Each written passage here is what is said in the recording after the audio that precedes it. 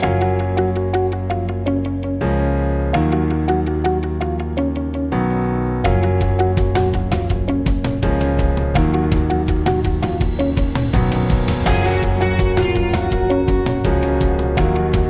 pemirsa yang dikasih oleh Tuhan, kita kembali lagi dalam diskusi Sekolah Sabat yang dipersembahkan oleh Gereja Masih Advent Hari ke-7 Uni Indonesia Kawasan Barat.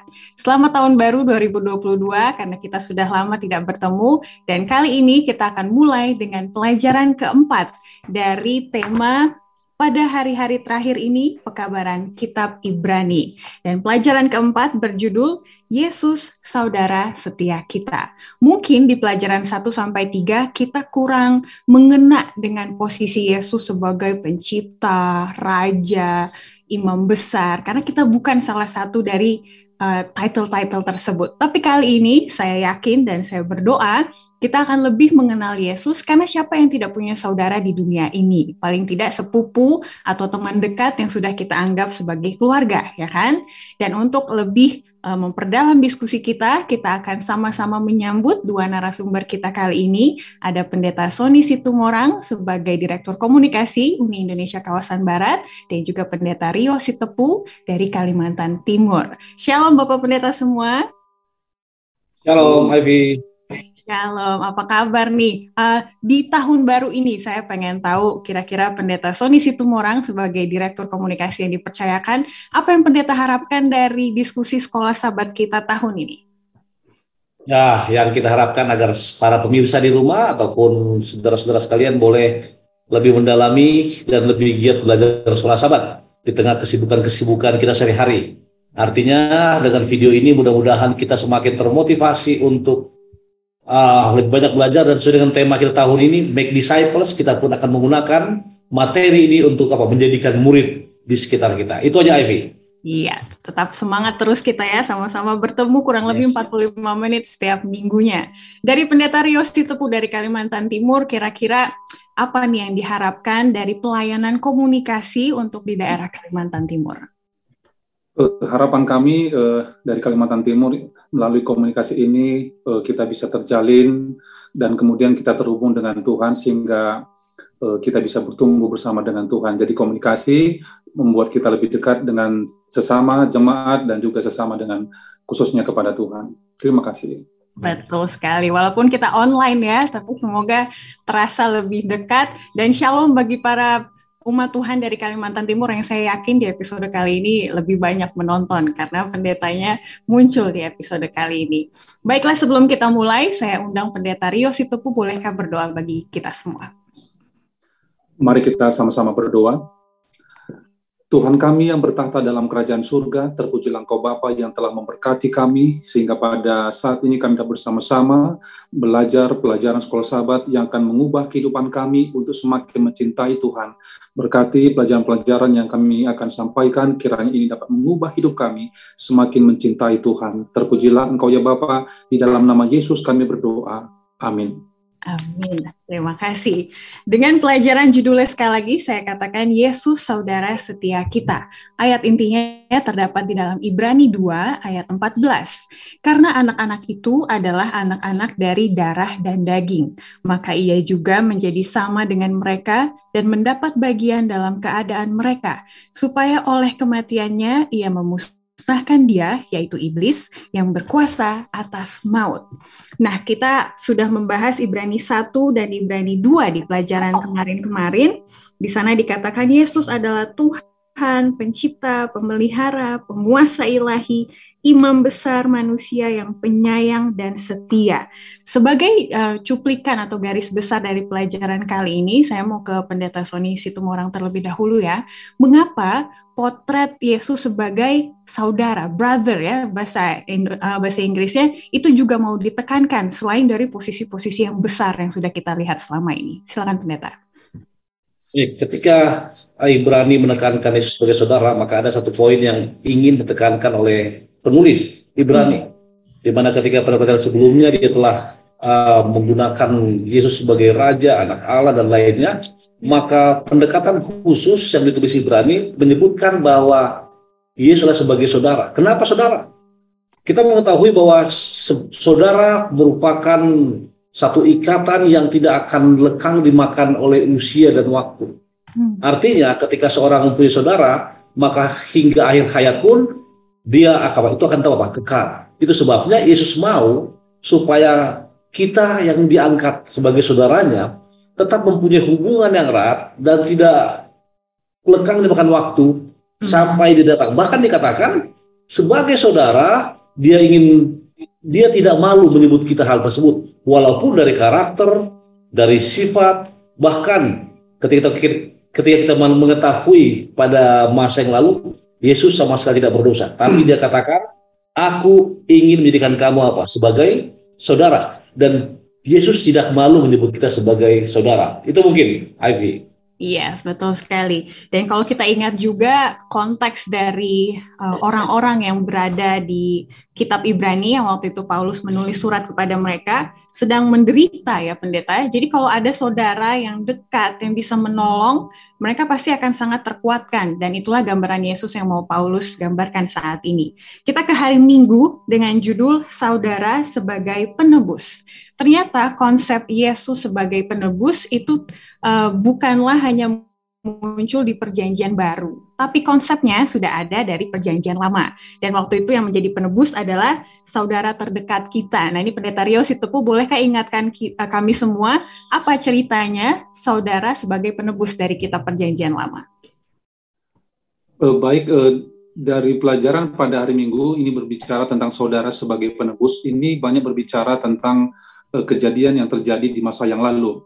Kalau kita bisa melihat bahwa dalam peraturan Musa, jika seseorang mengalami satu masa yang sulit, bisa dikatakan mereka jatuh miskin, tidak memiliki apa-apa, sehingga mereka harus menjual tanah yang mereka miliki, bahkan bisa saja karena tidak memiliki apa-apa, mereka menjadikan ataupun menjual diri mereka menjadi seorang budak, maka orang tersebut akan kembali menerima contohnya tanah yang dijual ataupun apapun yang mereka jual pada tahun yang ke-50 atau disebut dengan tahun Yobel. Jadi pada tahun ke-50 ataupun tahun Yobel ini adalah tahun kebebasan bagi mereka yang menderita pada saat itu, baik secara kemiskinan, baik secara finansial sebagai contoh, sehingga itu adalah tahun sukacita bagi mereka yang miskin, sehingga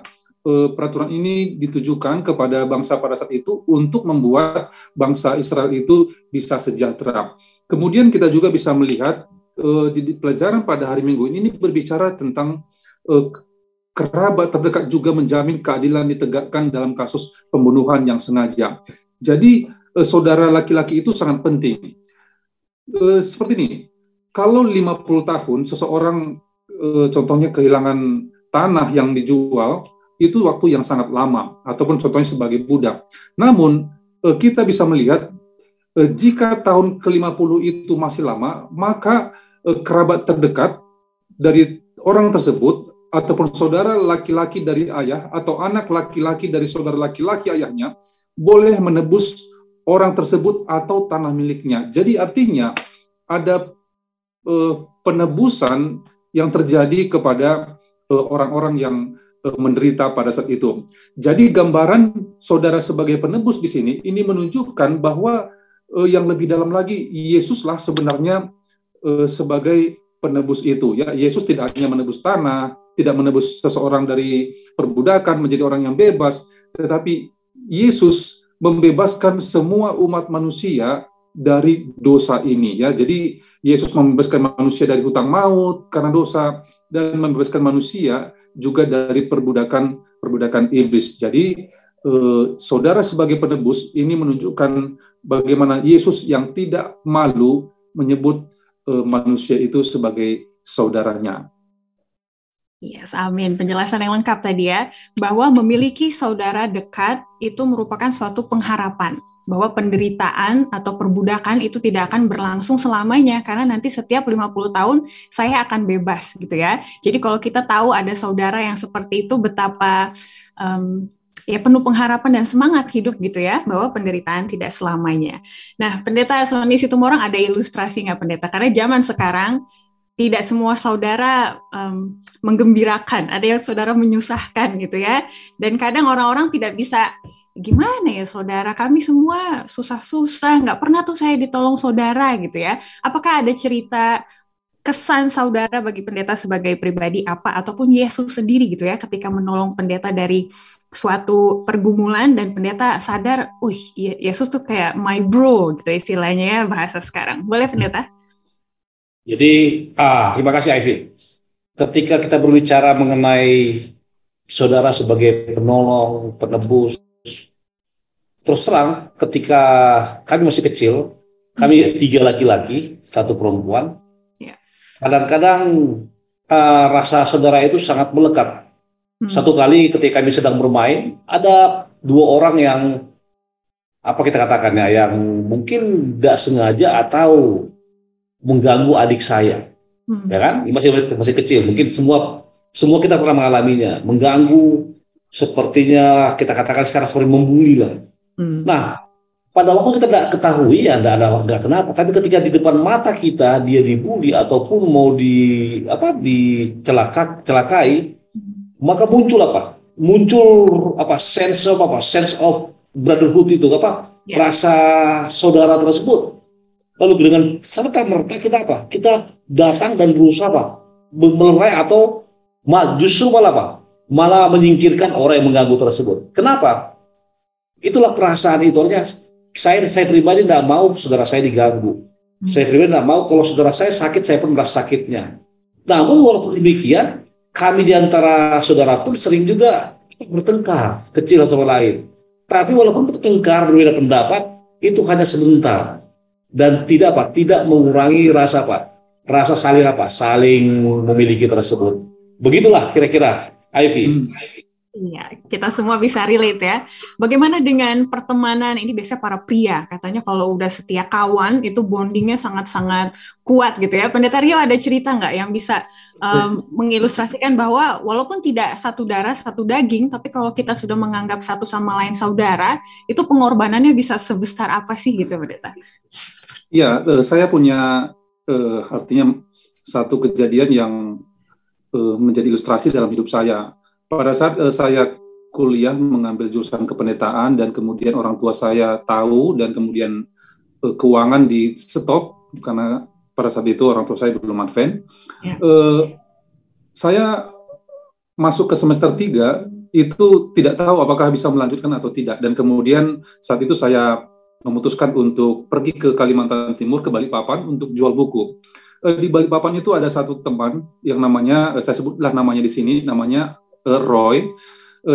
Jadi pada saat menjual buku di Balikpapan, saya banyak berdoa, Tuhan kalau memang Tuhan ingin saya ataupun Tuhan memanggil saya menjadi pelayan Tuhan, mungkin Tuhan akan tunjukkan cara-cara bagaimana saya bisa melanjutkan pendidikan seperti itu.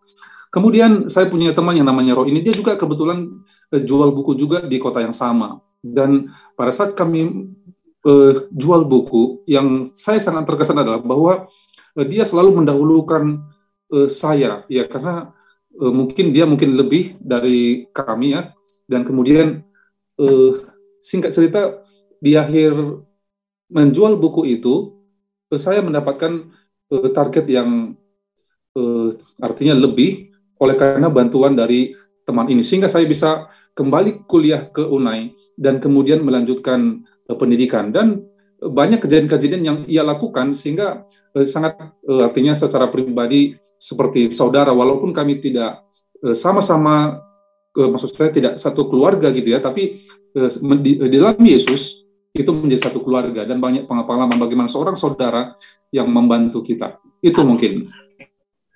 Amin, sangat melegakan ya memiliki sosok saudara sebagai penebus seperti itu. Terima kasih Pendeta Situmorang, Pendeta Sitopu sudah berbagi kisah pribadinya ya yang kita bisa relate juga dalam kehidupan pribadi. Sekarang kita pindah ke hari Senin dengan judul Tidak Malu Menyebut Mereka Saudara. Berbicara mengenai solidaritas yang sudah diilustrasikan oleh Pendeta Rio Sitepu dengan sahabatnya tadi, ternyata Musa juga punya cerita khusus mengenai solidaritasnya terhadap bangsa Israel.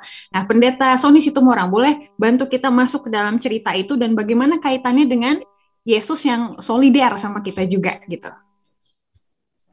Terima kasih Ivy. Ketika kita masuk pada hari Senin, maka kata kunci yang pertama bahwa Yesus tidak malu menyebut kita saudara. Ya. Lalu Musa juga punya rasa solidaritas. Walaupun dalam cerita tersebut dia apa? Dia seperti tidak mau diketahui umum. Ketika bangsa sendiri masih ingat kisah itu, kita katakan hendak diserahkan oleh bangsa Mesir. Dia bela 2 kali, walaupun nantinya dia sendiri atau bangsa sendiri yang berusaha menjatuhkan dia. Namun yang saya mau tekankan di sini adalah, ingat, ketika Musa menunjukkan perhatiannya kepada bangsanya, kita disebutkan hubungan darah. Musa meninggalkan semua hak istimewanya. Untuk apa? Untuk membela bangsanya. Mungkin Ivy masih ingat, Musa dikatakan sebagai apa? Anak daripada putri Firaun, ya.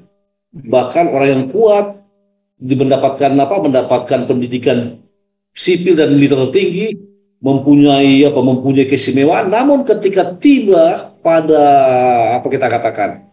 kata hubungan darah atau saudara, bangsa dan lain-lainnya, maka dikatakan Musa meninggalkan semua hak istimewanya. Bahkan dikatakan dia memilih meninggalkan kemewahan, meninggalkan kuasa, meninggalkan tahta dan semuanya. Pertanyaan bagi kita sekarang adalah, ketika Musa mau meninggalkan semua hal yang enak, yang baik, apakah kita mau meninggalkan hal tersebut? Hal yang sama terjadi kepada siapa? Yesus. Tuhan atau Yesus menganggap sebagai saudara, dan dia menebus kita, membayar hutang kita. Dan yang paling luar biasa dikatakan apa? Yesus mengorbankan dirinya untuk apa? Untuk mereka yang disebut sebagai apa? Saudara. Siapa itu? Kita manusia. Terima kasih Ivy. Ya, sangat powerful ya, bahwa orang-orang yang dilupakan, orang-orang yang ditindas, waktu itu orang-orang Kristen mula-mula yang ada di buku Ibrani, ternyata mereka, oh iya, saya diingat gitu ya, bahwa Yesus telah datang untuk saya yang hina ini. Nah sekarang kalau kita putar mejanya gitu ya, we turn the table, Pendeta Rio Sitepu, kadang kita yang malu mengaku Tuhan Yesus adalah Tuhan saya gitu kan ya, padahal dengan segala pengorbanan yang sudah dia lakukan, menjadi murid Yesus pada saat itu juga memalukan dalam tanda kutip ya, karena kok Yesus disalib, katanya dia raja gitu ya, terus kamu berani-berani mengatakan, oh ya itu Mesias, itu sahabat dekat saya waktu masih muda gitu ya. Apa pelajaran penting di sini waktu melihat bahwa Yesus tidak malu kepada kita, kenapa kita kadang malu menyebut Yesus adalah Tuhan kita? Saya pertama-tama ingin menyampaikan seperti ini. Ya. Secara manusia itu lebih cenderung bangga kepada orang yang lebih daripada orang yang kurang. Itu secara manusia. Kita lebih bangga contohnya kalau kita dekat dengan presiden, atau daripada dekat dengan orang yang kurang mampu. Tapi pelajaran kita ini menekankan bagaimana kita tidak malu menyebut mereka saudara. Banyak kali terjadi orang-orang yang berada pada titik kemiskinan ataupun kekurangan, mereka terabaikan. Ini terjadi tidak hanya di zaman bangsa Israel, hingga bisa saja terjadi di zaman kita sekarang ini. Mereka yang secara finansial kurang, mereka terabaikan. Tapi kalau kita bisa masuk pelajaran ini banyak menekankan bagaimana orang-orang yang bisa saya katakan orang-orang yang kurang beruntung itu di mata Tuhan itu berharga, ya. Kalau kita bisa melihat kisah-kisah dalam Alkitab, Yesus juga memanggil 12 murid, mayoritas mereka adalah mereka yang mungkin dari taraf menengah ke bawah pada saat itu. Tapi kalau kita bisa melihat di sini, satu pelajaran dari Musa tetap mengingat dari mana dia berada. Artinya adalah solidaritas tadi itu berbicara tentang sesuatu yang benar dan salah. Saya mau ambil contoh seperti ini. Berbicara tentang solidaritas, kita harus masuk pada prinsip mendukung sesuatu yang benar dan menolak sesuatu yang salah. Ya, jadi kalau solidaritas dalam hal yang salah tentunya itu tidak berkenan di hadapan Tuhan. Sehingga pelajaran sekolah sahabat ini, Musa, kenapa dia solidaritasnya kepada bangsanya? Karena dia tahu ini adalah bangsa yang dipilih oleh Tuhan. Dia tahu bahwa ini adalah milik Tuhan, sehingga Musa, walaupun dia seharusnya menjadi pengganti Firaun, tetapi dia merasa lebih bangga, lebih bahagia bersama dengan Tuhan, walaupun dalam masa yang sulit. Jadi saya mau katakan, kita harusnya lebih bangga, walaupun kita hidup dalam masa yang sulit, tapi kalau kita bersama dengan Tuhan, itu adalah suatu harta yang lebih besar dari segala sesuatu yang ada di muka bumi ini. Sebagai contoh saya bisa katakan, pada saat saya bertemu dengan Tuhan, memutuskan untuk menjadi anak Tuhan, banyak orang mengatakan, wah, kenapa kamu masuk gereja itu? Tapi saya merasa bahwa ini adalah sesuatu yang benar. Alkitab mengajarkan sesuatu yang benar, dan saya harus mengikuti Alkitab satu-satunya. Terima kasih. Amin. Jadi kitab Ibrani ini dalam dan luas ya, bukan hanya mematenkan posisi Yesus sebagai imam besar dan juga fungsinya, tapi memberikan nilai spesial bagi umat-umat Allah gitu ya, terlepas dari akar kita. Mungkin dulu di zaman gereja mula-mula, para orang Kristen yang bukan dari Ibrani ya, mereka merasa mereka tidak layak untuk masuk ke bangsa Yahudi yang sudah menjadi Kristen gitu ya, tapi pesan dari bangsa Ibrani adalah apapun akar ataupun keturunanmu, nilaimu sekarang yang Tuhan lihat itu jauh lebih besar daripada itu, gitu ya. Terima kasih Pendeta Rio Sitopu sudah membawa kita ke poin yang penting tersebut. Kita ke hari Selasa, masih berhubungan juga dengan judul Daging dan Darah Seperti Kita. Pendeta Sony Situmorang, apa sih yang Yesus lihat dari kita, gitu ya? Padahal manusia, kita tidaklah lebih dari daging dan darah. Apa yang mau Yesus katanya di sini ada konsep rencana keselamatan, itu yang menjadi titik poin besarnya. Boleh Pendeta bawa kita ke sana? Baik, terima kasih. Nah, kita perlu lihat juga ke belakang tadi. Kitab Ibrani ditulis untuk siapa? Untuk orang-orang Kristen di Italia yang membutuhkan apa? Membutuhkan nasihat, bimbingan, penghiburan. Lalu apa penekanan hari Selasa? Ingat bahwa kalau kita baca paragraf kedua bagi para pemirsa, ada ungkapan di sana dikatakan bahwa daging dan darah menekankan apa? Kelemahan kondisi manusia atau kelemahan. Artinya apa? Manusia itu lemah. Lalu dikatakan lagi kurangnya pemahaman dan tunduk pada kematian. Itu sebabnya Yesus menjadi manusia seutuhnya apa? Untuk mengambil apa? Mengambil apa saya katakan? Dia berupa manusia untuk turun ke dunia dan menyelamatkan kita. Karena apa? Kalau seandainya Yesus berbeda dari manusia, apa yang akan terjadi?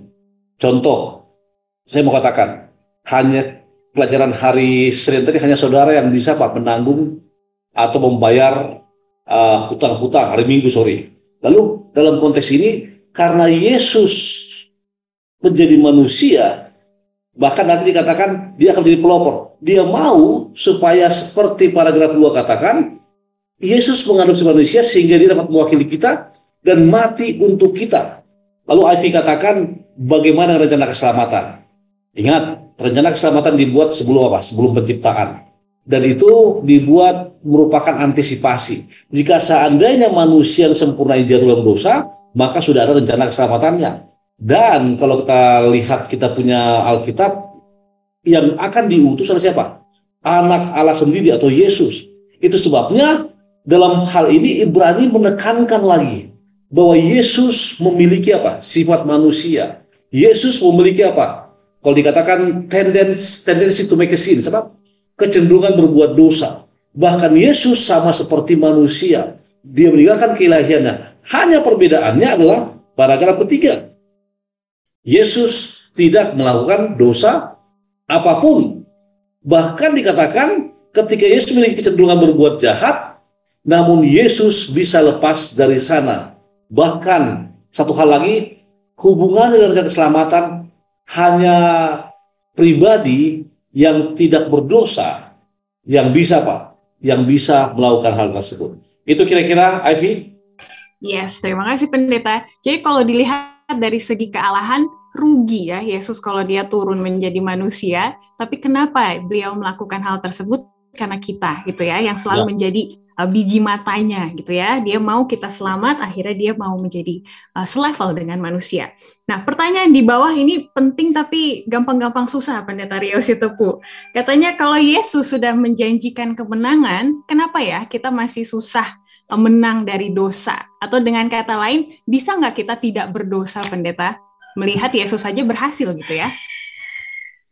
Baik, memang secara kecenderungan manusia, kita cenderung jatuh ke dalam dosa.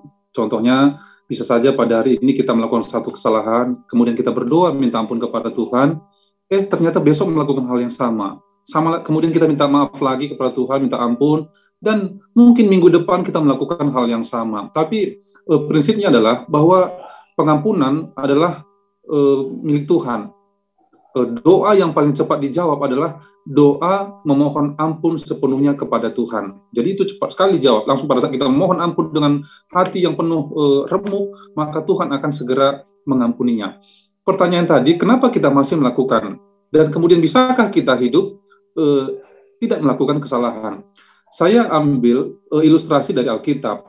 Ada seorang hamba Tuhan yang disebut namanya Henok. Alkitab katakan bahwa Henok berjalan setiap hari bersama dengan Tuhan. Ya, dia berjalan setiap hari dengan Tuhan. Jadi kalau kita melihat ilustrasi dari kehidupan Henok, ini menunjukkan kepada kita bahwa setiap manusia bisa melakukan yang benar setiap waktu. Ya, karena Henok sudah menunjukkan bagaimana dia berjalan bersama dengan Tuhan. Kalau kita lihat kata berjalan bersama dengan Tuhan, artinya adalah bahwa Henok ini memiliki kedekatan yang sangat dekat sekali ya dengan Tuhan.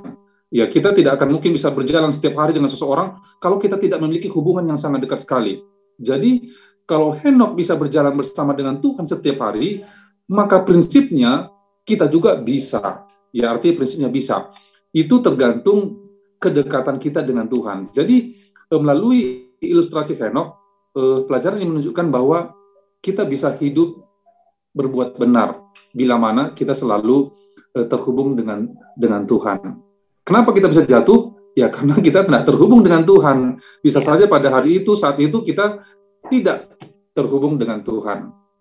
Amin. Terima kasih Pendeta Sitepu. Dari Pendeta Sitomorang ada nggak tipsnya Pendeta supaya mulai hari ini saya tidak hidup lebih menang dari dosa gitu Pendeta, memenuhi panggilan Tuhan tadi? Menjadi serupa dengan Dia. Jadi mengikuti karakter Yesus. Kenapa? Jadi kita mengetahui sejak Yesus mati untuk kita, Ivy, maka Yesus mau supaya kita mengikuti perintahnya. Maka Yohanes 4:15 ayat 14 mengatakan apa? Kalau kau mengasihi aku, turutlah turutlah perintahku. Artinya kita bisa menang kalau kita berusaha atau meminta bantuan Roh Kudus untuk menjadi serupa seperti Dia. Walaupun sulit, sangat sulit. Namun dikatakan apa? Ketika Yesus yang dalam hari Selasa dikatakan mempunyai daging dan darah seperti kita, artinya apa? Mempunyai ketentuan berbuat dosa, tapi Dia bisa melewatinya, maka ketika Yesus bisa, maka kita pun akan bisa. Kita bisa. Namun yang perlu apa?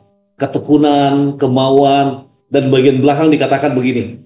Ketika kita berusaha untuk menjadi pengikut Yesus, mencontoh karakternya, bagian akhir, iblis akan terus semakin berusaha untuk menjatuhkan kita. Jadi ingat, fokus kepada tujuan kita, minta tuntunan Roh Kudus, dan yang paling penting, jadikan dia sebagai patron kita dalam kehidupan ini. Terima kasih, Ivy. Amin. Dan semoga dengan dari minggu ke minggu kita melihat Yesus terus ya, di pelajaran 1 kuartal tentang Yesus ya, kita akan menjadi lebih mirip seperti Dia. Terima kasih. Kita ke hari Rabu dengan judul disempurnakan melalui penderitaan. Nah ini Pendeta Sitepu, apa lagi yang mau disempurnakan dari Yesus? Kan Dia Allah gitu ya. Apa yang mau digambarkan di sini mengenai penderitaan? Jadi pelajaran ini disempurnakan melalui penderitaan.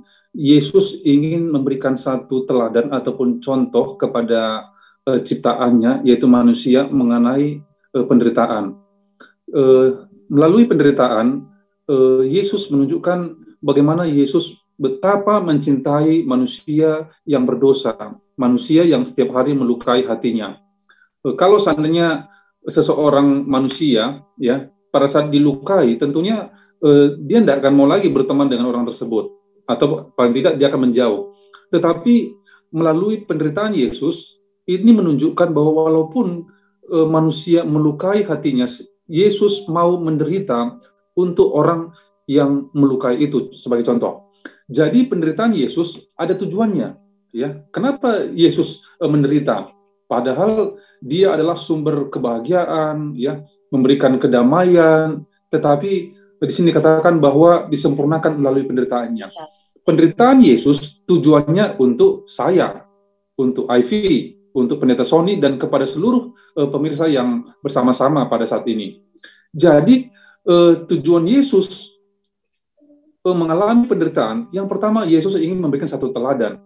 Kalaupun kita pada saat ini berada pada masa yang sulit, punya satu problema, ya, tapi melalui penderitaan Yesus kita bisa melihat bahwa penderitaan kita ini tidak sebanding dengan penderitaan yang Yesus alami untuk kita orang berdosa ini. Sebagai contoh, bisa saja di antara kita ada yang sekarang yang pada saat kita terima Yesus, ada anggota keluarga yang menjauh, ya, atau bisa saja ada di antara kita yang diusir karena kita menerima Yesus. Bisa saja ada di antara kita sekarang ini.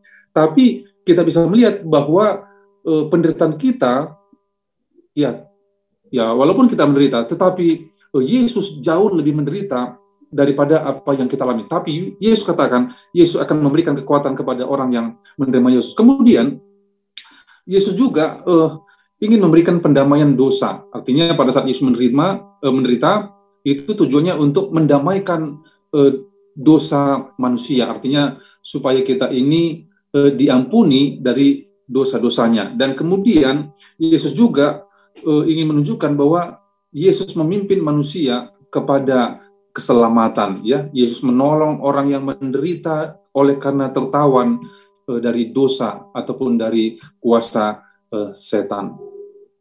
Oke, terima kasih. Jadi penyempurnaannya tadi menyempurnakan peran Yesus sebagai pemimpin keselamatan kita sebagai imam besar tersebut, dan juga di sisi satu lagi menyempurnakan hubungan kita gitu ya. Beda ya hubungan kalau misalnya kita sama-sama susah gitu ya. Kalau misalnya kayak Pendeta Sitepu tadi menceritakan sama-sama jual buku dari awal, itu pasti sampai sekarang bondingnya lebih kuat gitu ya daripada teman-teman lain yang mungkin nggak susahnya sama-sama seperti itu. Nah, Pendeta Sony Situmorang, pertanyaan nomor 3 di hari Jumat. Oke, ini penting nih. Katanya, banyak dari kita menolak menderita. Padahal menderita adalah satu faktor penting untuk keimanan kita. Dan itu akan menimbulkan suatu hal yang baik gitu ya dalam hidup. Jadi bagi orang-orang Kristen yang anti menderita, atau yang manja dalam tanda kutip gitu ya, apa semangatnya bagi kita melihat bahwa penderitaan ini penting untuk penyempurnaan iman kita?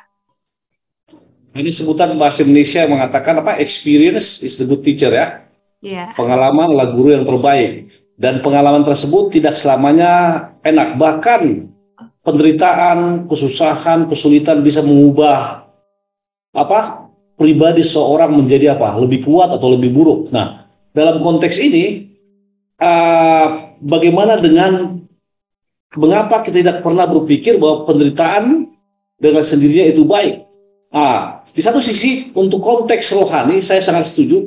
Ketika kita mengalami penderitaan, ketika kita mengalami ujian, ketika kita mengalami cobaan, ketika kita mengalami kesakitan, maka the more kita menderita, maka kita akan semakin mengerti bagaimana besarnya kasih Tuhan kepada kita.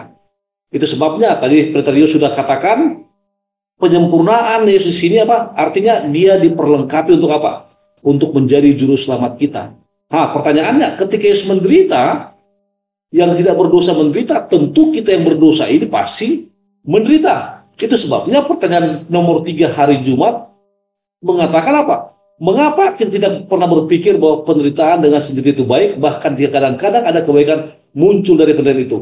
Terus terang, saya berpikir begini, Ivy. Kita hidup ini 60 tahun, 70 tahun. Kalau saya tanya Ivy atau Pendeta Rio, kalau kita hitung tahun, berapa tahun kita menderita? Kira-kira berapa tahun? Ya mungkin ya setengah-setengah. Artinya atau mungkin seperempat. Nah, lalu pertanyaan berikutnya kita persempit, dari seperempat atau setengah itu berapa tahun kita menderita oleh karena Yesus? Ingat, karena konteks pelajaran minggu ini adalah mengarah kepada Yesus sebagai saudara kita, artinya mengarah kepada iman kita, mengarah kepada kita punya keyakinan. Maka saya katakan, dari semua penderitaan tersebut, maka satu hal yang perlu kita harus lihat adalah semakin kita menderita oleh karena kita dekat dengan Yesus, maka kita akan semakin kuat. Ingat sedikit, ketika Ayub dicobai, apa yang terjadi? Kalau mungkin ada apa? Ada manusia yang paling menderita, yang paling susah dalam Alkitab, bahkan di dunia ini, yang bebannya sangat-sangat berat, maka dia adalah siapa? Ayub. Apa yang dia katakan? Ketika Tuhan atau Allah bisa memberikan, masakan saya komplain ketika dia mengambilnya. Ketika dia menerima hal tersebut dengan imannya, apa yang terjadi? Allah sendiri apa? Melipat gandakan apa yang dia miliki. Bahkan Alkitab katakan kebahagiaannya luar biasa. Sama seperti itu.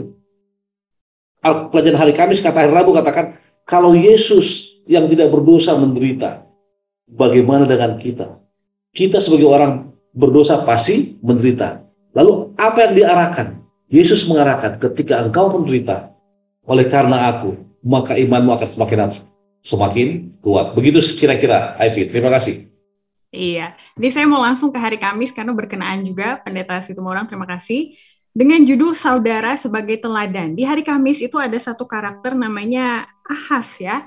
Karena pada akhirnya pilihan ada di tangan kita. Kita mau mengikuti teladan Yesus atau tidak gitu ya. Dan di cerita Ahas dia menolak menerima janji yang Tuhan sudah berikan kepada dia. Melalui cerita ini, Pendeta Rio Sitepu, apa yang menjadi pelajaran bagi kita ketika kita menolak, saya tahu sih Yesus mampu, tapi susah gitu ya mengikuti dia, saya pilih cara saya aja. Apa konsekuensinya bagi kita? Jadi dari kisah ini kita bisa melihat bahwa mendengar suara Tuhan itu jauh lebih baik daripada mendengar suara siapapun di muka bumi ini. Ya, mendengar suara Tuhan itulah yang terbaik. Menerima nasihat daripada Tuhan itulah yang terbaik.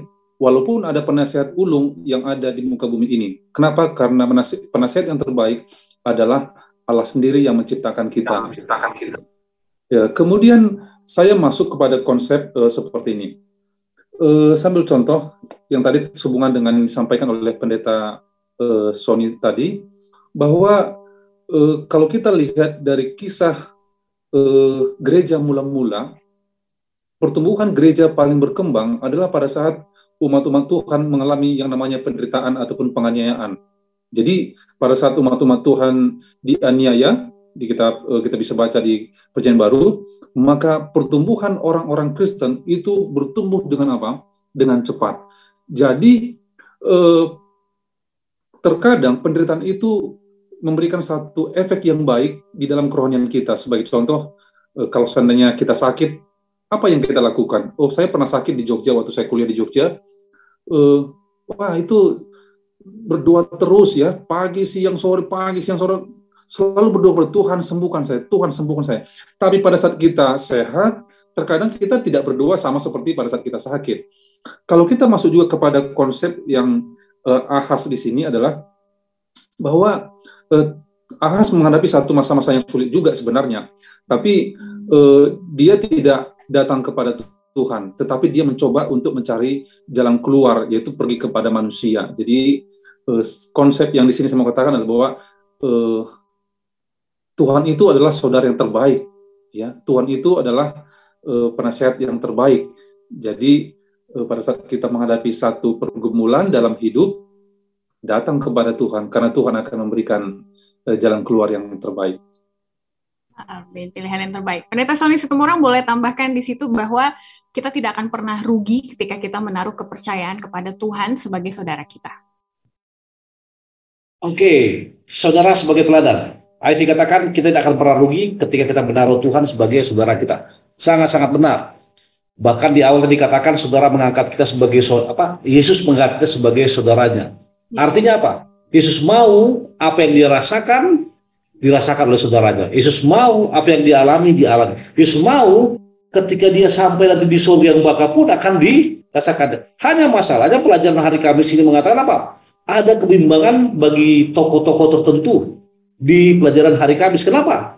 Karena mereka masih menggunakan logika. Terus terang, Pendeta Rio dan juga Ivy, kadang-kala saya pribadi pun sering menggunakan logika daripada apa? Iman. Terus terang, kita sering menggunakan. Ketika saya baca Alkitab, baca ayat atau bagaimana, kadang-kadang kita menggunakan logika kita. Benar nggak nih? Contoh, ketika saya pernah membawa rombongan ke Holy Land, kami tiba di Bukit Pencobaan. atau kemudian tiba-tiba di bukit di mana Yesus berkhotbah di hadapan 5.000 orang. Pertanyaan saya muncul pada saat itu adalah begini.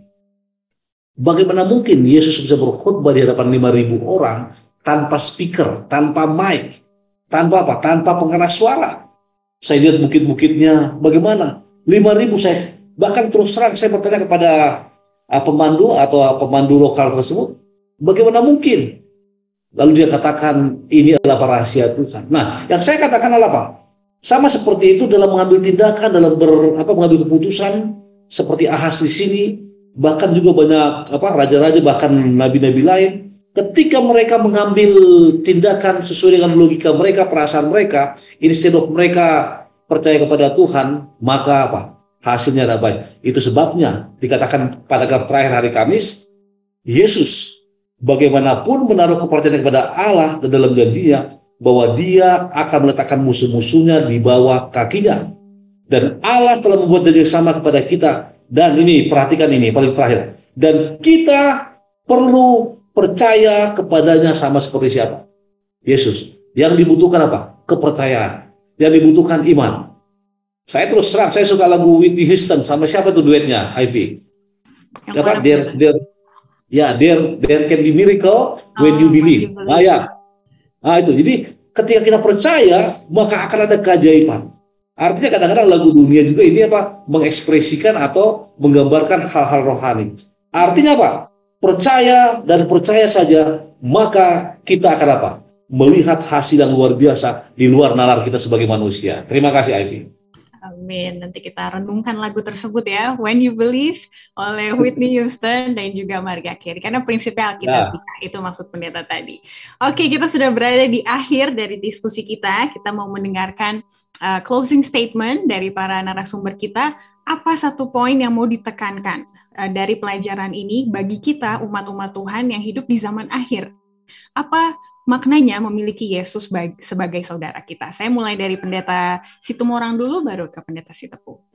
Oke, konsistensi saya ketika Yesus mau mengangkatnya sebagai saudaranya.